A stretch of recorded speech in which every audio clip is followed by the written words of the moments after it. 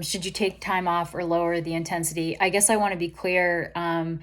The answer is yes, and yes to both. You should take some time off and also lower the intensity. I want to be clear that your question isn't asking, should I take time off or lower the intensity, one or the other, because the answer is yes, both are important. So the way I would usually kind of set this out for someone is you want at least a month off of structured training. I would say that probably looks like 2 weeks off the bike. And again, as I mentioned with the cyclocross training, you can do some kind of off the bike endurance work, but be really aware the soft tissue stuff is just not there to support your level of fitness. And so if you do some off the bike endurance, I mean, one, it needs to be lower intensity, lower volume anyway, just because this should be a restful time, but also you do not have the kind of support system within your body to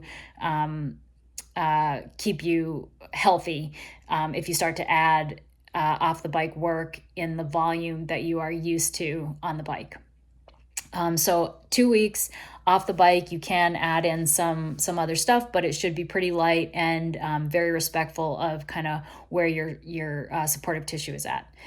After that, I would ease back into riding kind of for the next at least 2 weeks. So with open rides, no structure, no kind of training goals, just getting back on your bike.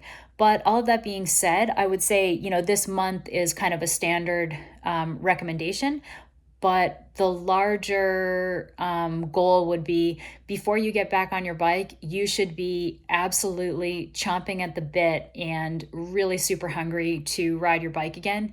If you take 2 weeks off the bike and you're kind of like ho hum, not really like, sure, I'll ride, but whatever, you are not ready to begin training again. So you need to get to that place where you are absolutely dying to ride your bike. And that's when you're ready to start training again.